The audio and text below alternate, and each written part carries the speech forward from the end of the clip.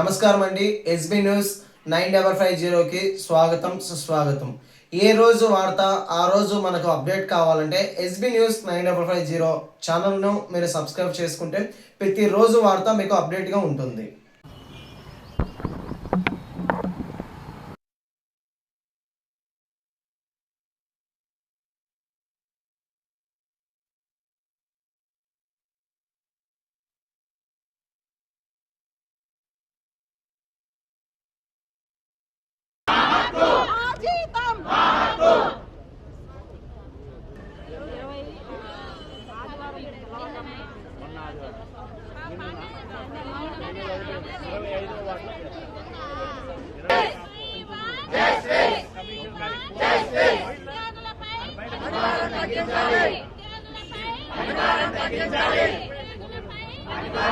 తప్పేముంది చెప్తే తప్పు.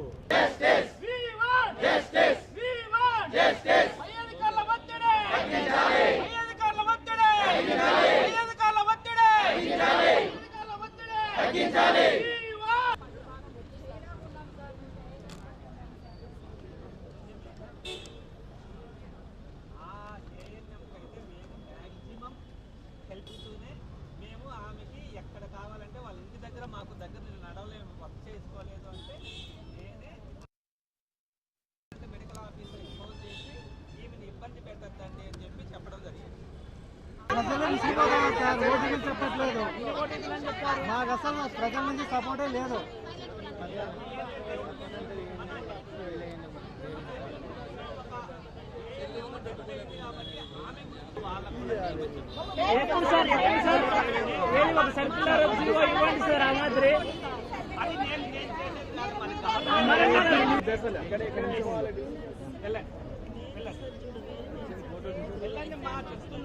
ఫోటో అయిపోయింది, ఇంకా వెళ్ళండి అంత.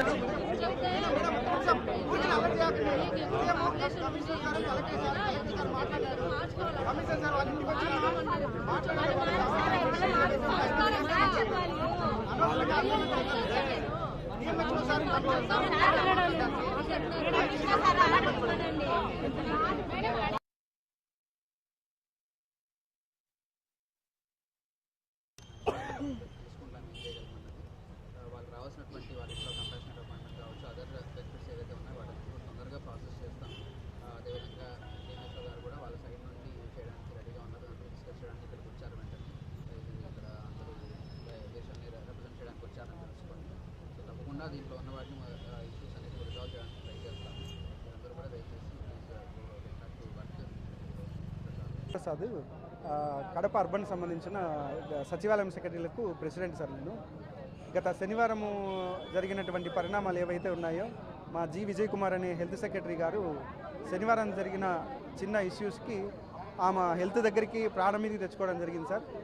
అక్కడ సచివాలయంలో తను లేదని వ్యాక్సినేషన్ ముగించుకొని తన డ్యూటీ అయిన వ్యాక్సినేషన్ ముగించేసుకొని ఇంటికి వెళ్ళింది. ఇంటికి వెళ్ళిన పిదప కాల్ చేయడం వల్ల, అధికారులు కాల్ చేయడం వల్ల తను స్ట్రెస్కి గురైంది సార్. తనకి ఇదివరకే ఆరోగ్యం బాగలేనందువల్ల, శ్వాసకోశ వ్యాధులు ఉండడం వల్ల తను ఇబ్బంది పడి ఆ రోజు మిడ్ నైటే, అంటే ఆదివారం ఉదయం 3:30కి తన ప్రాణం కోల్పోవడం జరిగింది సార్. అది కూడా కుటుంబ సభ్యుల వివరాల మేరకు తను ఫోన్ సంభాషణ తర్వాత తను స్ట్రెస్ తీసుకోవడం జరిగింది, తలనొప్పి వికారంగా ఉందని చెప్పడం జరిగినారు సార్ కుటుంబ సభ్యులు. దాని ప్రకారం మేము అధికారులకు సేమ్ విషయాన్ని సబ్మిట్ చేశాము. వాళ్ళకి రావాల్సిన కాంపన్సేట్ ఏదైతే ఉందో అది ఇస్తామన్నారు. సో మేము ఈ సంఘటన ద్వారా ప్రభుత్వానికి ఏం చెప్పదలుచుకుంటున్నామంటే, మేము 2019లో రిక్రూట్మెంట్ అయిన సమయంలో ఏదైతే టర్మ్స్ అండ్ కండిషన్స్ ఉద్యోగం జాబ్ చార్ట్ ఉందో దాని ప్రకారం జాబ్లో జాయిన్ అవ్వడానికి ఒప్పుకొని జాబ్లో జాయిన్ అవ్వడం జరిగింది. 2019 తర్వాత జాయిన్ అయిన ఒక సచివాలయంలో 30 మంది సభ్యులు, అంటే వాలంటీర్లు, సెక్రటరీలు ఉంటే ఇప్పుడు 5 మందికి లేదా 7 మందికి 6 మందికి కుదించడం జరిగింది. ఇప్పుడు ఈ జాబ్ చార్ట్ పూర్తిగా మార్చి డిపార్ట్మెంట్ వర్క్తో పాటు జిఎస్డబ్ల్యూఎస్ సంబంధించిన సర్వేలు ఏవైతే పెద్దవి వివిధ రకాల డిపార్ట్మెంట్లు జిఎస్డబ్ల్యూఎస్ శాఖ ద్వారా ఇస్తున్నారో ఆ సర్వేలు చేయమని చెప్పడము దారుణం సార్. ఎందుకంటే మేము జాయిన్ అయిన terms and conditions job chart వేరు, ఇప్పుడు ప్రజెంట్ చేస్తున్న జాబ్ చార్ట్ వేరు. 50% లేకుండా ఎక్కువ జిఎస్డబ్ల్యూఎస్ శాఖ ద్వారా వచ్చిన సర్వేలే చేయాల్సి వస్తుంది. వివిధ రకాల డిపార్ట్మెంట్లు వాళ్ళకి కావాల్సిన ఫీల్డ్ లెవెల్ ఇవి మా ద్వారా తీసుకోవడం జరుగుతుంది.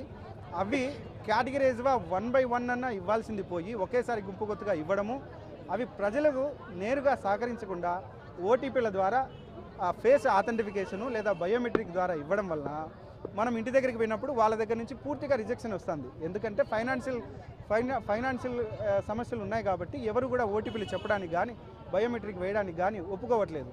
ఈ సమస్యను పై వాళ్ళ దృష్టికి తీసుకెళ్తున్నా కూడా ఎక్కడా కూడా మాకు సపోర్ట్ ఇవ్వట్లేదు సార్. దీని ద్వారా మా సెక్రటరీలు వివిధ రకాల డిపార్ట్మెంట్ వర్కులు చేస్తూ అదనంగా ఈ జిఎస్డబ్ల్యూఎస్ వర్కులు చేయడానికి చాలా ఇబ్బంది ఫీల్ అవుతున్నారు. సో అందులో భాగంగానే శనివారము మా విజయ్ కుమారి మేడము ఇబ్బంది పడడం జరగడం, ఆ పరిణామాల తర్వాత తను చనిపోవడము, ఇది ఒత్తిడిగానే మేము కన్సిడర్ చేస్తున్నాము. ఇదే విషయాన్ని గౌరవ కలెక్టర్ వారికి, గౌరవ కమిషనర్ వారికి, డిఎంహెచ్ఓ గారికి చెప్పడం జరిగింది. వాళ్ళు తదుపరి రావాల్సినటువంటి ఏవైతే అమాల్గమేషన్ ఉన్నాయో వాళ్ళకి ఇస్తూ, అలాగే తదుపరి ఒత్తిడి లేకుండా జాబ్ చాట్ చేసుకోవడానికి ప్రభుత్వాన్ని నివేదిస్తామని చెప్పినారు. లోకల్గా మాకున్న వెసులుబాటు ప్రకారము అరేంజ్ చేసుకోమన్నారు. సో తదుపరి మేము చేస్తాం సార్. ధన్యవాదాలు సార్. ఒత్తిడి అని మేము అంటాం సార్, ఎందుకంటే ఒక ఉద్యోగి తను చేస్తున్న డిపార్ట్మెంటల్ వర్క్ అంటే జాబ్లో జాయిన్ అయినటువంటి టర్మ్స్ అండ్ కండిషన్స్ ప్రకారం మేము ఏదైతే చేస్తున్నామో అదనంగా కేటాయించినప్పుడు ప్రభుత్వం ఏం కేటాయించినా చేయడానికి సిద్ధమే. కానీ కేవలం ఒకే రకమైన వర్క్ పూర్తిగా కేటాయించడం అనేది అది జాబ్ చాట్కు విరుద్ధం కదా. అది మేము సార్ డిఎంహెచ్ఓ గారు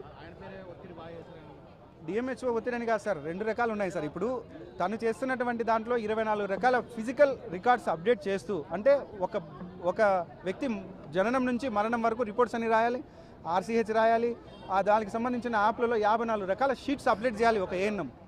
ఇది చేస్తూ వ్యాక్సినేషన్ అదనంగా చేయాలి. ఈ రకమైన డిపార్ట్మెంట్ వర్క్ చేస్తూ అదనంగా జిఎస్డబ్ల్యూఎస్ సర్వేలు, పెద్ద సర్వేలు, ఒక యూనిఫైడ్ ఫ్యామిలీ సర్వే చేయాలంటే 40 రకాల ఆన్సర్స్ క్వశ్చన్స్కి ఆన్సర్ చేయాలి. సర్వర్ రాదు, అక్కడ పీపుల్ సపోర్ట్ ఇవ్వరు. అంతసేపు కూర్చోవాలంటే ఒక సర్వే చేయాలంటే ఒక కుటుంబానికి 40 నిమిషాలు దాకా పడుతుంది. మరి ప్రజలు సపోర్ట్ ఇవ్వాలా, అధికారులు సపోర్ట్ ఇవ్వాలా, చేస్తున్న సమయంలో ఫోన్ మనకు సపోర్ట్ ఇవ్వాలి. ఎవరైతే ఉద్యోగులు ఉన్నారో 30,000 జీతానికి వాళ్ళ వ్యక్తిగత ఫోన్ వాడుతూ అంత పెద్ద సర్వేలు చేయాలా? ఫోన్ హ్యాంగ్ అవుతుంది, ఈ లోపల వేరే వాళ్ళు కాల్ చేస్తారు, డిపార్ట్మెంట్ కాల్ చేస్తారు, ప్రజల దగ్గర ఒత్తిళ్ళు, ఇవన్నీ మేనేజ్ చేస్తూ ఒక సచివాలయ ఉద్యోగి ఫీల్డ్ లెవెల్లో పనిచేయాలంటే ఎంతటి కష్టమైన విషయం చెప్పండి. సో ఇది మేము ప్రభుత్వాన్ని ప్రత్యేకంగా అడుగుతున్నది. ఇమ్యునైజేషన్ చేసుకుని అక్క ఇంటికి వెళ్ళిన తర్వాత సచివాలయం వర్క్ ఏదో చేయలేదనేసి సచివాలయం స్టాఫ్ వాళ్ళు ఏదో కాల్ చేసి అక్కను కొంచెం గట్టిగా మాట్లాడడం వల్ల అక్క ఎక్కువ ప్రెషర్కు గురయ్యేసి, ఆల్రెడీ అక్కకి హెల్త్ బాగాలేదు కానీ అక్క కోసం సపరేట్గా పెట్టినారు. ఆ ప్రెషర్కు అక్క ఇదైపోయి ఎక్స్పైర్ అయిపోయారు. కానీ మాకు వర్క్ పరంగా ప్రెషర్ ఎక్కువ ఉందండి. సచివాలయం వర్క్ చేస్తున్నాము, at the same time medical department పని కూడా చేస్తున్నామండి. మాకు వర్క్ ప్రెషర్ తగ్గిస్తే ఇటువంటి మరణాలు జరగవనే ఉద్దేశంతో మేము ఇప్పుడు అక్క దానికోసం వచ్చి మాట్లాడడం జరుగుతుందండి. మాకు న్యాయం జరగాలి, ఎందుకంటే అక్క కుటుంబానికి సహాయం చేయాలా. తర్వాత వచ్చేసి మాకు ఈ పని భారం అనేది తగ్గించి మాకు కొంచెం నెమ్మదినిస్తే బాగుంటుందండి మేము అని ఆశిస్తున్నాం. ఈ ఒత్తిడితోనే అండి, ఎందుకంటే కేవలం ఒత్తిడి, హెల్త్ ప్రాబ్లం ఉంది, హెల్త్ ప్రాబ్లం కాదు, టెన్షన్కు గురి మీరు ఫోన్ చేసి గట్టిగా మాట్లాడడం వల్ల అక్క టెన్షన్కి గురయ్యి వాళ్ళ పిల్లలు చెప్పారు. ఫోన్ రావడం వల్ల అమ్మ టెన్షన్ ఎక్కువైంది, గాలి ఆడట్లేదు నాకు అని లోపలే ఫోన్లు వచ్చినాయి, నేను చేయాలా అని ఏదో అంటా ఉన్నింది అనేసి చెప్పారు. అధికారులు చూస్తాము, అక్క కుటుంబానికి రావాల్సిన బెనిఫిట్స్ అన్ని తెప్పిస్తామన్నారు. మేము చెప్పిన దానికి కూడా మాకు ఇట్లా వర్క్ పరంగా ఎక్కువ ప్రెషర్ ఉంది కదా, దీన్ని తగ్గించమని చెప్తుంటే అధికారులు చేస్తామని అంటున్నారు. కానీ అందరు సచివాలయంలో ఉన్నప్పుడు అందరూ కార్పొరేషన్ పని ఒక్కటే చేస్తున్నారండి, మేము మాత్రమే 2 విధాలమైనటువంటి పని చేస్తున్నామండి. ఎనర్జిక్ డిపార్ట్మెంట్ ఉంది, ఎనర్జిక్ డిపార్ట్మెంట్ పనే చేస్తుందండి, కార్పొరేషన్ పని చేయట్లేదండి. మేము మెడికల్ చేస్తున్నాము, ఇది చేస్తున్నాము, 2 చేస్తున్నాము. కాబట్టి మాకు దీని నుంచి కొంచెం తగ్గిస్తే బాగుంటుందని ఆశిస్తున్నాము. న్యాయం జరగాలని కోరుకుంటున్నాము. ఏం జరిగిందంటే ఆమెకి ఫస్ట్ నుంచి హెల్త్ ఇష్యూస్ ఉన్నాయి. ఇంతకుముందు మేము తన దగ్గరే పనిచేసేవాళ్ళము, కొంచెము అంటే మేము చూసుకునే వాళ్ళం. ఆమెకి ఏదన్నా ప్రాబ్లం ఉన్నా కూడా వర్క్ మేము షేర్ చేసుకొని చేసేవాళ్ళము. అంటే ఇప్పుడు మేము ట్రాన్స్ఫర్ వల్ల వేరే చోటుకి వెళ్ళాము, ఇలా జరిగింది. అంటే మేము చేయకపోవడం వల్ల అని కాదు, ఇప్పుడు ఈ మధ్య ఎక్కువ సర్వేలు ఎక్కువ అయిపోయాయి. మాకు హెల్త్ డిపార్ట్మెంట్ నుంచి సర్వేలు ఎక్కువ ఉన్నాయి, కేఎంసీ నుంచి సర్వేలు ఎక్కువ ఉన్నాయి. కాబట్టి 2 పక్కల మాకు ప్రెషర్ ఎక్కువైపోయింది. అదనపు పని అంటే కన్నా డిపార్ట్మెంట్ పని పెడుతున్నారు, ఇక్కడ కేఎంసీ నుంచి సర్వేలు పెడుతున్నారు. మాకు శాలరీలు ఇచ్చేది కేఎంసీ తరపునే. అని వీళ్ళు అంటారు. ఏమంటారు, మీరు ఇక్కడ మేము శాలరీ ఇచ్చేటప్పుడు మా పనులు మీరు తప్పకుండా చేయాల్సిందే అంటారు. కానీ మా మదర్ డిపార్ట్మెంట్ హెల్త్ డిపార్ట్మెంట్ కదా, అక్కడ చేయాలి, ఇక్కడ చేయాలి.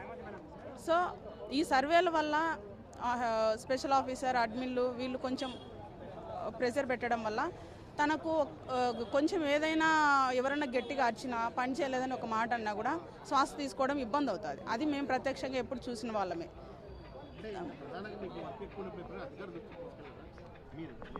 చాలాసార్లు తీసుకెళ్ళాము. ఇప్పుడు కూడా తన మరణం వల్ల ఇప్పుడు కూడా వచ్చాము. మరి న్యాయం ఏం జరుగుతుందో మరి మేము వెయిట్ చేసి చూడాలి. న్యాయం చేస్తామన్నారు. ఇప్పుడు ఎక్స్పైర్ అయిన అక్క వాళ్ళ కుటుంబానికి న్యాయం చేస్తామన్నారు. మేము పెట్టిన సమస్యలకు మాకు న్యాయం చేస్తామన్నారు.